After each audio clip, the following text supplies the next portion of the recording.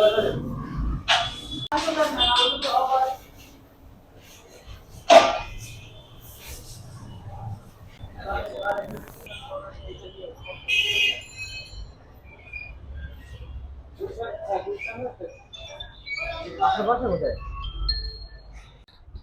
আলাইকুম, কেমন আছেন? আশা করি সবাই অনেক ভালো আছেন, সুস্থ আছেন এবং নিরাপদে আছেন। এমএস মোটরসে আজকে আবারও পালসার এনএস 160 নিয়ে, খালি পালসার এনএস 160, মানে এমএস মোটরসের আরেক নাম পড়ে গেছে কিন্তু পালসার এনএস 160, নাকি ভাই? বলতে পারেন। মানে এনএস 160 কাস্টমার এত পরিমাণে শাহিন ভাইকে নক করে বা এমএস মোটরসকে নক করে এবং উনি সফলও হয়। এগুলো যখন আমরা কন্টেন্ট করে ছাড়ি, মানুষজন কিন্তু আবারও আসে। জিনিসটা হচ্ছে এরকম। তাহলে আমি ধরে নিতে পারি যে পালসার এনএস 160 একটা ভরসার জায়গা হয়ে উঠছে এমএস মোটরস, নাকি ভাই? এটা আমি দাবি করতে পারি। হ্যাঁ, আলহামদুলিল্লাহ। কারণ হচ্ছে আপনার মানুষজন ম্যাক্সিমাম ক্ষেত্রে আসলে আমাদের এখানে যারা আসে অনেক দূর দূর থেকে আসে, দূর দূরান্ত থেকে। তো তারা আসলে ঠেকেই আসে। ঠেকে আসার পরে তারা যখন আবার এখান থেকে সার্ভিসটা তাদের মন মতো হয়, তখন তারা আবার অন্যান্য কাস্টমারদের রিকমেন্ড করে। তো তখন যখন কাস্টমার আইসা তাদের পরিচয় দেয়, তখন আমরা বুঝতে পারি যে না, আলহামদুলিল্লাহ সে ভালো সার্ভিস পাইছে। এবং আর আমাদের এখানে তো প্রতিনিয়ত কাস্টমারের সাথে ফোনে কন্টাক্ট হয় সার্ভিস নেওয়ার পরে। তো তারা যখন তাদের মন্তব্যগুলো জানায়, তো তখন আমরা ফিল করি যে না, আলহামদুলিল্লাহ তাকে আমরা সন্তুষ্ট করতে পারছি। আচ্ছা, তো ওই হিসাবে আপনি বলতে পারেন যে আমরা এনএস এর ব্যাপারে বেশ ভালো এক্সপার্ট হয়ে দাঁড়াইছি। আচ্ছা, এখন আমাদেরকে একটা জিনিস বলেন, আজকে আমরা যে পালসার এনএসটা নিয়ে কথা বলবো, ওইটার একটা হিস্ট্রি বলেন, ব্রিফিং বলেন, কত কিলোমিটার চলছে, কোথা থেকে আসছে, কি সমস্যা নিয়ে আসছে ইত্যাদি। এটা একটা এনএস সিঙ্গেল ডিস্ক। এটা কাস্টমার সেকেন্ড হ্যান্ড কিনছে। আচ্ছা, সেকেন্ড হ্যান্ড কিনছে, কেনার পরে সে এই মাসের 3 তারিখে অথবা 4 তারিখের দিকে বসুন্ধরায় তার বাসা। মানে অক্টোবরের 3-4 তারিখে? অক্টোবরের 3-4 তারিখে বসুন্ধরাতে তার বাসা। বসুন্ধরার নিয়ারেস্ট সে যে কোনো একটা দোকানে সে নিজে মাল কিনে দিছে। আর সার্ভিস করাইছে সার্ভিসের জন্য। তো ওইখানে সে সিলিন্ডার ব্লক, পিস্টন, মানে সিলিন্ডার ব্লক কমপ্লিট চেঞ্জ করছে। তো তার ওইখানে এই 3-4 তারিখে খরচ হয়েছে প্রায় 14,000 টাকা। মালামাল প্লাস হচ্ছে মজুরি। মালামাল প্লাস মজুরি আর কিছু লেট বিল সহ খরচ আসছে 14,000 টাকা। আচ্ছা, তা আমার মনে হচ্ছে হাফ ইঞ্জিনের কাজ করছে আর সে হাফ ইঞ্জিনের কাজ করছে। রাইট। তো হাফ ইঞ্জিনের কাজ করছে, করার পরেও সে আসলে মাত্র এরপরে 60 কিলো রাইড করছে। হ্যাঁ, 60 কিলো। আচ্ছা, 60 কিলো বাইক রান করছে। তারপরে সে তার বাইকে সে আগের প্রবলেমটাই ফেস করতেছে, সাউন্ডের কোনো প্রবলেম সলভ হয় নাই। তারপর হচ্ছে গাড়ির রেডি পিকআপটা পাইতেছিল না। গাড়ির ইঞ্জিন থেকে এক্সট্রা একটা ব্যাড নয়েজ পাইতেছিল। তো সে যে কোনো একটা রেফারেন্সে আমাদের এখানে আসছে। আসার পরে আমরা গাড়িটা দেখলাম এবং আমাদের মেকানিক সাজেশন করলো যে এটা আসলে ক্যারিং শেপের সাউন্ড আছে, কানেক্টিং রড, আর হচ্ছে সেলফের প্রিমিয়াম বাটির সাউন্ড আছে। আচ্ছা, দুইটা সাউন্ডই আছে। তো অনেক সময় তো আমাদের এনএসএ সেলফের প্রিমিয়াম বাটিটার সাউন্ড হলে অনেকে মনে করে যে কানেক্টিং রডের সাউন্ড। তো দুই জিনিস, তবে হ্যাঁ দুইটার সাউন্ড প্রায় কাছাকাছি, যার কারণে আসলে মেকানিকরা কনফিউজ থাকে। তো সেলফের প্রিমিয়াম বাটির সাউন্ড কিন্তু সাইড স্ট্যান্ডে থাকলে হয় না। সাইড স্ট্যান্ডে থাকলে সেলফের প্রিমিয়াম বাটির সাউন্ড হয় না। যখন গাড়িটা খাড়া করা হয়, রান করার মতো পজিশনে আসে, তখনই সেলফের প্রিমিয়াম বাটির সাউন্ড আসে। তো এটার মধ্যে আসলে দুই সাউন্ডই আমরা পাইতেছিলাম। তো কানেক্টিং এর সাউন্ড একটা আসতেছিল, পাশাপাশি সেলফের প্রিমিয়াম বাটিরও সাউন্ড আসতেছিল। তো সেলফের প্রিমিয়াম বাটির সাউন্ডের ব্যাপারে আমরা কনফার্ম ছিলাম না। তো এখন যখন ফুল গিয়ার বক্সের কাজ শুরু করি, তখন আমরা সেলফের প্রিমিয়াম বাটি দেখে বুঝতে পারলাম যে এটার মধ্যে সাউন্ড আসার পসিবিলিটিস আছে। যার কারণে সেলফি প্রিমিয়াম বাটিটাও আমরা চেঞ্জ করব। আচ্ছা, এবারে আমি মাঝখানে একটা কথা বলি। আপনার কাস্টমারকে কি আপনি জিজ্ঞাসা করেন নাই বা জানতে চান নাই কৌতূহলবশত যে ভাই আপনি যেখান থেকে 12-13 হাজার টাকার কাজ করলেন, তাদের কাছে কি আপনি আর গেছেন বা কেন গেলেন না? আপনি তো নগদ টাকা দিয়ে সেখান থেকে কাজ করছেন, তাহলে আপনি তাদেরকে জানাবেন না বা তাদেরকে ধরবেন না যে কি কাজ করলেন? আমি তো টাকা দিলাম, সব দিলাম, কিন্তু আমার এই সমস্যাটা রয়ে গেল। আচ্ছা, সে কাজ করার সময় যখন ডেলিভারি নেয়, তখন ডেলিভারি নেওয়ার সময় থেকে সে ওই সার্ভিস সেন্টারের প্রতি মনঃক্ষুণ্ণ। ডেলিভারি যখন নেয় তখন থেকে মনঃক্ষুণ্ণ। মানে তার ডেলিভারি নেওয়ার সময় যে গাড়িটা সে বুঝে নিছে, তখন থেকে সে গাড়িটা নিয়ে হ্যাপি না। আচ্ছা, গাড়িতে সে প্রবলেম ফেস করতেছে। কারণ ওই যে বললাম যে তার তো উদ্দেশ্য ছিল আসলে সাউন্ড সলভ করা, পাশাপাশি ইঞ্জিনের কাজ করা, হাফ ইঞ্জিনের কাজ করা। তো ওইখানকার মেকানিকরা যেভাবে সাজেশন করছে, সে নিজে মাল পারচেজ করে কিনে দিয়ে সার্ভিসটা করাইছে। তো তারপরে যখনই সে ওই দিনই গাড়িটা ডেলিভারি নেয় তখনই সে সাউন্ডের ব্যাপারে কমপ্লেন করে। প্রথম দিনই কমপ্লেন করার পরে সে যখন ওইখান থেকে তার মন মতো কোনো প্রতিউত্তর পায় নাই, তখনই সে আমাদের সম্পর্কে নিউজ জানে এবং আমাদের এখানে গাড়িটা বুঝতে পারছি। মানে সার্ভিস সেন্টারে যেদিন উনি ডেলিভারিটা আনে, আগে যেখানে কাজ করছে, ডেলিভারি আনার সময় আসলে ওনার মন খারাপ হয়ে গেছে, উনি ওই দিনই প্রবলেম পাইছে। তো তারপরে প্রবলেমের প্রতিকার চাইয়াও ভালো কোনো সদুত্তর পায় নাই। তারপরেই এমএস মোটরসে নানান ভাবে সোর্স ধরে তারপর উনি এখানে আসছে। বুঝতে পারছি। আচ্ছা, এখন আমরা দেখব যে এই কি কি মালামাল এমএস মোটরস পরিবর্তন করার সিদ্ধান্ত নিছে। শাহিন ভাই পুরা একজন সিনিয়র সার্জনের মতন অপারেশনের ট্রের মধ্যে সবকিছু সাজায় গুজায় নিয়ে পড়ছে। ভারী ভারী যন্ত্রপাতি। আসলে এনএস এর কাজ আমরা প্রতিদিন বেশ ভালো পরিমাণেই করি, আপনিও জানেন। তবে এই যে আজকের যে পার্টটা, এটা আসলে আমার মানে খুব কমই করতে হয়েছে, এই ব্যাপারে কাজ করাটা আমার খুব কমই হয়েছে। মানে আচ্ছা, এই যে জিনিসটা আমি আজকে চেঞ্জ করতেছি, আচ্ছা, এটা এই ফার্স্ট টাইম আমি চেঞ্জ করতেছি। হেড চেঞ্জ, এনএস এর হেড চেঞ্জ, বলেন এটা আমার এনএস এর কাজের মধ্যে ফার্স্ট টাইম আমি চেঞ্জ করতেছি। আমার জীবনের প্রথম শুনলাম যে এনএস এর হেড পরিবর্তন হচ্ছে। আচ্ছা, কেন বদলাইতেছেন, কি সমস্যা? এইখানে আপনি মোবাইলে দেখা যাবে কিনা, এইখানে দেখা যাবে স্পষ্ট। এই গাড়িটা আসলে সেকেন্ড হ্যান্ড কিনছে, তো এই গাড়িটা না হলো 3 থেকে 4 বার পিস্টনের কাজ হয়েছে। আচ্ছা, তো যখনই পিস্টনের কাজ করছে, তো এই যে এই জায়গায় যে বাল্বগুলা তো খোলাইতে হয়, এটা অনেক সময় লেদে খোলায়, অনেকে আবার মেকানিকরা নিজে নিজে ট্রাই করে খোলানোর চেষ্টা করে। তো এই যে চেষ্টা করার কারণে এখানে অনেকগুলো স্পট পড়ে গেছে। দেখেন ভাই, এটা তো আমার কাছে লাগে চাকু দিয়ে এমনি খোঁচায় দিয়েছে। আচ্ছা, সেটা চাকু দিয়ে এমনি এমনি গুতাইছে। বললাম না যে এটা মিনিমাম, যদি আমি কমও বলি, তারপর 3 থেকে 4 বার এটার পিস্টন চেঞ্জ হয়েছে। তারপরে এই যে বাল্বের যেখানে ব্লক, মানে বাল্বটা এয়ার টাইট হয়ে থাকে, এই জায়গাগুলোকে না এব্রো থাকতেছে। মানে এখন আপনি যদি বাল্ব গাইড করেনও, তারপর আমার কাছে মনে হচ্ছে কি যে বিশেষ করে যে এই জায়গাটা হ্যাঁ, আপনি যদি বাল্ব গাইড করেন, যদি না এটা মানে 100% কনফার্ম হইছি আমরা, এটাতে বাল্ব গাইড করলো এটা লিকেজ থাকবে এবং কম্প্রেসার ছেড়ে দেবে। কারণ এনএস এর হেড, ওই যে বললাম যে আমি এত এনএস এর কাজ করি, প্রতিদিনই ইঞ্জিনের কাজ থাকে আমাদের এনএস এর। বাট আমি আমার সার্ভিস সেন্টারে ফার্স্ট টাইম আমি এনএস এর হেড চেঞ্জ করতেছি। আমি জীবনে বিষয়টা আপনি কতটুকু গুরুত্বপূর্ণ না হইলে এটা আমরা চেঞ্জ করি, ব্যাপারটা তো বুঝতে হবে যে এখানে বাল্বগুলা কোনো অবস্থায় ঠিক থাকবে না, এটা মানে বাল্বগুলা ছেড়ে দিবে এবং ওই কম্প্রেসার থাকবে না গাড়িতে, কোনো অবস্থায় কম্প্রেসার থাকবে না, কারণ বাল্বগুলো এখানে লিক করবে, এটা কোনোভাবে লেজ দিয়ে আসলে সম্ভব না, কোনোভাবেই সম্ভব না। এটা আমরা ট্রাই করছি, কারণ এটা খুব ইউনিক একটা আইটেম, একটা জায়গায় পাওয়া যায় না। রাইট, একটা জায়গায় আমরা দেখলাম যে এইভাবে মনে কোথায় রাখছে, এটা বড় ধরনের একটা ড্যামেজ পার্ট। তারপরে আরো কিছু ড্যামেজ আছে। এই যে এইখানে আল্লাহ, এই যে এইখানে দেখেন, এইখানে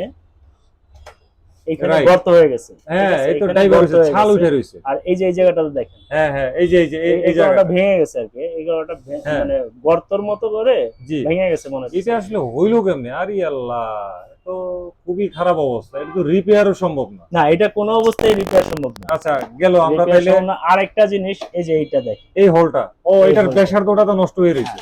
এটা একদম গোল থাকে, তো গোলের জায়গা, এই জায়গাটা আসলে চেপে গেছে। না, এই জায়গাটা একটু চাপা থাকতে পারে, ক্যামের একটা আছে একটু কিন্তু এইটা যেরকম হয়ে রইছে, এবং এই যে এই সারফেসটা আমি যেরকম দেখতেছি এবড়ো থেবড়ো, মানে এইটা মানে রিকভার করা আসলে সম্ভব না। এটা খুব বাজে রকমের অবস্থা আর কি। আচ্ছা, আরেকটা ভাই, এই যে আরেকটা জিনিস চোখে পড়ছে, আপনি এইভাবে ধরেন, এই জায়গাটা হয়তো বা ক্যামেরাতে একটু আসতে কষ্ট হইতে পারে, আমরা চোখে দেখতেছি এই জায়গাটা মনে হচ্ছে ছাল উঠে রয়েছে, ভাঙে রয়েছে আর কি। আরে আল্লাহ, তাহলে তো ভালো রকমের ড্যামেজ হয়েছে ভাই। তো এই আর কি বিষয়, যে এটা আমাদের চেঞ্জ ছাড়া অল্টারনেটিভ কোনো ওয়েই নাই। আপনারা তো নিশ্চয়ই লেদের লোকের সাথেও কথা আলোচনা করছি এর আগে, কিন্তু আপনি একটা কন্টেন্ট করছিলেন, এইখানে কিন্তু একটা কোনা ভেঙে গেছিল, আমরা কিন্তু লেদে কাজ করাইছি, ওটা পসিবল ছিল, আমরা কাজ করাইছিলেন। ঠিক আছে। তো বাট এইটা আসলে এমন একটা জায়গায় লিকেজ, মানে কাজ করার মানে সমস্যা, এটা আসলে লেদ আলাও এটা কমপ্লিট করতে পারবে না। বুঝতে পারছি। আচ্ছা, এখন এটা যে বদলাইবেন, এটার দাম কিরকম বা কি আছে? এইটা মানে এখন আশ্চর্যের বিষয়, আমি বলবো, আমি কাস্টমারে আমি নিজে বলছি হয়তো 7,000 7,500 টাকা দাম পড়বে। তো এখন আমি এটা কোথাও পাইনি, আমি লাস্ট বংশালে যা পাইছি। তো বংশালেও প্রায় এটা প্রায় 8,500 টাকার মতো আমার পড়তেছে। তারপরে এখন পর্যন্ত আমাকে জানাইছে তার কাছে আছে, জি। তারপরও ফুল কনফিডেন্টলি বলে নাই যে 100% আছে। সে বলছে যে তার কাছে থাকতে পারে, থাকলে এই প্রাইস পড়বে। বুঝতে তো পারছি। এখন সে আমাকে কালকে সকাল দিকে জানাবে যে তার কাছে প্রোডাক্টটা 100% আছে অথবা নেই। আচ্ছা, মানে বদলাইতেছেন এটা শিওর? বদলাইতেছি তো, এটা শিওর। এছাড়া তো আমার কোনো উপায় নেই, বদলাইতে হবে। আর এটা যদি আমার 1 সপ্তাহ বসায় রাখতে হয়, 10 দিন বসায় রাখতে হয়, রাখতে হবে। এটা ছাড়া আমি কাজ করতে পারবো না কমপ্লিট আকারে। আচ্ছা, তারপর আর কি আছে? সেলফ প্রিমিয়াম বাটি। আচ্ছা আচ্ছা, হ্যাঁ। আচ্ছা, আবার একটা বিষয় ইনফর্ম করি। হ্যাঁ, পালসার সিঙ্গেল ডিস্কের সেলফ প্রিমিয়াম আর পালসার এনএস সিঙ্গেল ডিস্কের সেলফ প্রিমিয়াম আর পালসার এনএস ডাবল ডিস্কের সেলফ প্রিমিয়াম কিন্তু সেম সাইজের না। আচ্ছা, ডুয়াল ডিস্ক আর সিঙ্গেল ডিস্ক? ডুয়াল ডিস্ক আর সিঙ্গেল ডিস্ক আলাদা আলাদা সেলফ প্রিমিয়াম। আচ্ছা, সিঙ্গেল ডিস্কেরটা ছোট সাইজে, হ্যাঁ, ডুয়াল ডিস্কেরটা সাইজে বড়। আচ্ছা, এখানে একটা গ্যাপ আছে। এটাও ইউনিক একটা আইটেম। হ্যাঁ, সো এটা নিয়মিত চেঞ্জ হয় না, এটাও মার্কেটে অ্যাভেলেবেল না। মার্কেটে একটা অতিরিক্ত দাম দিয়ে এটা পারচেজ করতে হয়। আচ্ছা, তারপর হচ্ছে বাল্বগুলো চেঞ্জ করতে হইতেছে। বাল্ব, আচ্ছা, বাল্বগুলা যেহেতু তার ওই যে বললাম যে কম্প্রেসার থাকতেছে না, আর সাইজ এইখানে বাল্বের যে ঢুকবে এখানে সাইজই তো চেঞ্জ হয়ে গেছে, যার কারণে বাল্বগুলা মাইর খেয়ে গেছে, বাল্বগুলা চেঞ্জ করতে হইতেছে। আচ্ছা আচ্ছা, বাল্বগুলো অফিসিয়ালি যাচ্ছে, আনঅফিসিয়াল মার্কেটে খুব শর্ট, লোকাল মালে ভরা আর কি। আমরা এই কারণে অফিসিয়াল দিচ্ছি। আচ্ছা, আর রোকার গুলা চেঞ্জ হবে, রোকার গুলা চেঞ্জ হবে। রোকার গুলা যে এগুলো আপনি সাউন্ড শুনতে পাচ্ছেন কিনা দেখেন, আপনি ধরলে বুঝবেন। হ্যাঁ, একদম পুরো মানে ফলস অনেক বাড়ছে। হ্যাঁ, অনেক বাড়ছে। রোকার গুলো আমার চেঞ্জ করতে হবে। হ্যাঁ, রোকার গুলো আমি চেঞ্জ করব। আচ্ছা, দুইটা রোকার, চারটা ভালভে চেঞ্জ করব। এই যেটাও দেখেন, এটার ফলস আরো বেশি। আসলে তো এটার ফলস আরো বেশি, এটা তো অনেক নয়েজ করবে। হ্যাঁ, বুঝছি। তারপর হচ্ছে অ্যাডজাস্টার চেঞ্জ হবে। হ্যাঁ, অ্যাডজাস্টার তো মাস্ট। অ্যাডজাস্টার চেঞ্জ হবে, বুঝলাম। তারপরে হচ্ছে এই যে দেখেন সে ক্লাস প্লেট দিছে। আচ্ছা ভাই, এত দাগ কেন? মনে হচ্ছে এটা বালুর মধ্যে ঘটছে এরকম বিষয় বলি। এই যে বাটিটা, এটা কিন্তু অরিজিনাল মাল না। আচ্ছা, এই লেখাটা কিসের? আমি তো কোনো দেখিনি। এমকে কোম্পানির। ও, এটা এমকে এর ক্লাচ, এমকে ক্লাসিক বাটি, এমকে লাইট। হ্যাঁ, এমকে লাইট, এমকে ক্লাস বাটি। হ্যাঁ, তো এটা অরিজিনাল না, আর এটা ডাউন হয়ে গেছে, একটু ডাউন হয়ে গেছে, হালকা স্পট পড়ছে কিন্তু ডাউন। আরেকটা জিনিস ভাই, এই যে বাটির এই যে জায়গাটা, এটার মনে হচ্ছে কি, এটার উপরে যে দাগগুলো দেখে মনে হচ্ছে বালুর মধ্যে ঢালাই এমনি মনে ঘটছে, এরকম দাগ আর কি। অসংখ্য দাগ, চিকন চিকন চিরিয়ার মতো অসংখ্য দাগ। এই যে ক্লাস প্লেট, এটা কিন্তু অরিজিনাল ক্লাস প্লেট না, অরিজিনাল না। আচ্ছা, 100% অরিজিনাল না। এই যে এইখানে কিন্তু ফাইবারগুলো অলরেডি প্লেন হয়ে গেছে। হ্যাঁ, এটা অরিজিনাল না, এটা হয়তো এটা এমকেরি 300 টাকা দামের ক্লাস প্লেট। হ্যাঁ, এটা এমকেরি, তো যার কারণে আসলে আর প্রপারলি উনি সার্ভিসটাও পাই। এমকেরি, এই যে আমি এখানে লেখা পাইছি, এই যে এইখানে খুব ভালো ইয়া হয়েছে। এএসকে এমকে না, এএসকে থার্ড পার্টি প্রোডাক্ট আর কি। আচ্ছা, বুঝছি। আচ্ছা, বুঝতে পারছি, এমকে আর এএসকে মিলিয়ে লাগাইছে আর কি। হ্যাঁ, এমকে আর এএসকে। তারপর হচ্ছে এই যে কানেক্টিং রড, এটা তো স্টকটা। এইটার ভিতরে একটু হাত দেন।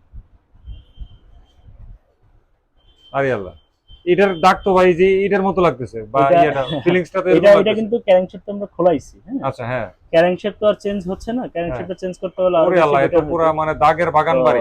এইটাতেই খুবই খারাপ। নয়েজটা বললাম যে এই নয়েজটা এখানেই রয়ে গেছিল। হ্যাঁ, বুঝতে পারছি। আচ্ছা, তারপর হচ্ছে ইঞ্জিনের মেইন পার্টের যে বেয়ারিংটা, হ্যাঁ, বেয়ারিংগুলো চেঞ্জ হচ্ছে। বেয়ারিংগুলো থেকে নয়েজ আছে, ঘুরাইলে আপনি দেখবেন বেয়ারিংগুলো হার্ড হয়ে গেছে আর স্মুথ না।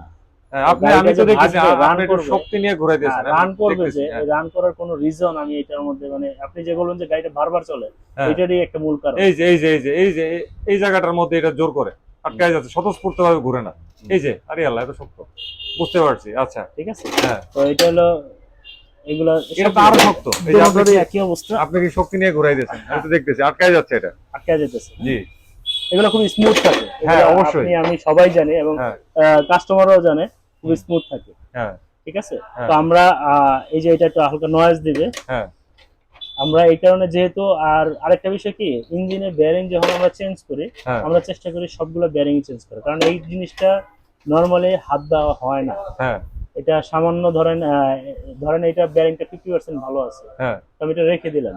তো ঠিক মনে করেন যে 6 মাস পরে এই বেয়ারিংটারই নয়েজ আসবে, হ্যাঁ তখন তো চাইলেই আমি আর এই পুরো ইঞ্জিন পার্টটা খুলতে পারবো হ্যাঁ, না। পরে এক বেয়ারিং এর জন্য আমার খরচ যাইবো 4000 টাকা, আবার পুরো খরচ, মানে তো মজুরি তো দেয়া লাগবে পুরো। এই কারণে হ্যাঁ ইঞ্জিনের বেয়ারিং এ যখন আমরা চেঞ্জ করি, হ্যাঁ যদি দু একটা মোটামুটি ভালো থাকে হ্যাঁ সেগুলো আমরা চেঞ্জ করি। চেঞ্জ করে ফেলেন, বুঝতে পারছি। কারণ বুঝতে এই পারছি। জায়গাটা যাতে আমি আর সেকেন্ড টাইম হাত না দিই। না দেন, আমাদের হ্যাঁ উদ্দেশ্য হচ্ছে এটা যে এটা আউটডোরের কোনো কাজ থাকলে সে যে কোনো সময় যে কোনো জায়গায় বসে করাই নিতে পারবে, বাট ইঞ্জিনের কাজটা আমরা পরিপূর্ণভাবে কমপ্লিট করার চেষ্টা করি। বুঝতে পারছি। আচ্ছা এবারে বলেন, এই যে এই আপনারা কি ক্র্যাঙ্কশ্যাফট পরিবর্তন করতেছেন নাকি শুধু কানেক্টিং রড? শুধু কানেক্টিং রড চেঞ্জ করতেছি। আচ্ছা, মানে কাস্টমারকে আপনারা প্রথমে রিকমেন্ডেশন করছিলেন কি? রিকমেন্ডেশন তো অবশ্যই ক্যারেন্সিপের থাকে আমাদের, হ্যাঁ কিন্তু এখন কাস্টমারের তো বাজেটেরও কথা চিন্তা করতে হবে। হ্যাঁ এনএস সিঙ্গেল ডিস্ক মোটামুটি 2017 গাড়ি, অলরেডি 18 বছর, জি 6 বছর 5 বছর চলে। হ্যাঁ আর এটা কাস্টমারও সেকেন্ড হ্যান্ড কিনছে, হ্যাঁ তো অলরেডি সে এই জায়গায় 14,000 টাকা খরচ করছে। এখন যে খরচ যাবে সেইখানেও প্রায় 25-26 হাজার টাকা খরচ চলে যাবে। আচ্ছা তো আবার যদি এইখানে আমি ক্যারেন্সিপের কথা তারা যখন বলছি, তারা যখন এস্টিমেটটা দিচ্ছে, এটা খরচ প্রায় 35-এর কাছাকাছি চলে আসে, মানে 33-34-এর মতো খরচ চলে আসে, যেটা খুবই afford স্যাড, করা মানে তার ওনার জন্য। এর আগে 14,000 টাকা পুরো জ্বলে গেছে। জি, বুঝতে পারছি। আচ্ছা এই কাজটা আপনারা করতে কতদিন লাগবে? আসলে এই কাজটা তো আমাদের 2 দিনের কাজ, কিন্তু প্রবলেম হচ্ছে আমার পার্টস আইটেম, বিশেষ করে হেডটা ম্যানেজ করা। হেডটা আমার সবকিছু কালেকশনে আছে, শুধু আমার হেডটা আমার হাতে আপাতত নাই। যদি হেডটা থাকতো, আমি কিন্তু অলরেডি ক্যারিং শেপের কাজ কমপ্লিট করে রাখছি। আমি কানেক্টিং কিন্তু ফিটিং করে ফেলছি, আমি হাফ ইঞ্জিনের যে কাজটা আছে ওই কাজটাই বাকি আছে। আপনার এইটার তলে আপনারা যে শ্রম দিবেন, ঘাম ঝরাবেন, এটার মজুরি কেমন আসবে? এটার মজুরি আসবে 5,000 টাকা। ফুল ইঞ্জিন তো একেবারে, আর লেদার কাজটা যাচ্ছে পাশাপাশি ফুল বডি মাস্টার ফুল সার্ভিস, বডি, আচ্ছা ফুল বডি মাস্টার সার্ভিস সব মিলে 5,000 টাকা। 5,000 টাকা। আর লেদার কস্ট তো সেগুলো তো আলাদা। ওগুলো আলাদা, মালের দাম আলাদা। তো এতটুকুই ছিল এই পালসার এনএস 160 সিঙ্গেল ডিস্কের মোটরসাইকেলটা নিয়ে এমএস মোটরস থেকে কথাবার্তা। তো আমি সর্বশেষ আমার যে মন্তব্যটা সেটা হচ্ছে, সেকেন্ড হ্যান্ড বাইক ক্রয় করতে গেলে একটু সতর্ক থাকতে হবে। আর সতর্ক আসলে কি থাকবো বলেন, আমার সেকেন্ড হ্যান্ড বাইক যদি কেউ কিনতে বলে, আমি আসলে বাইরে থেকে দেখে কি বুঝবো? ইঞ্জিনের ভেতরে তো বোঝা সম্ভবই না, কারো পক্ষেই সম্ভব না। তো এর চাইতে আরো বেশি হচ্ছে সাবধানতার জায়গা, যে আমি যে সার্ভিস সেন্টারে যাবো আমার সেকেন্ড হ্যান্ড বাইকটা বা যে কোনো মোটরসাইকেলটা কাজ করানোর জন্য, আমি যেন একটু রেপুটেটেড একটা ওয়ার্কশপ যেন খোঁজ করি। অন্তত একদিন সময় লাগুক, 5 দিন সময় লাগুক, 5 দিন পরে হইলেও যেন আমি একটা ভালো রেপুটেটেড ওয়ার্কশপে যেতে পারি। তো এইভাবে যদি কোনো মোটরসাইকেলকে পরিচালনা করা হয়, আমার মনে হয় ওই মোটরসাইকেলের পিছনে টাকা ভাঙলেও মোটরসাইকেল থেকে ভালো একটা আউটপুট পাওয়া সম্ভব।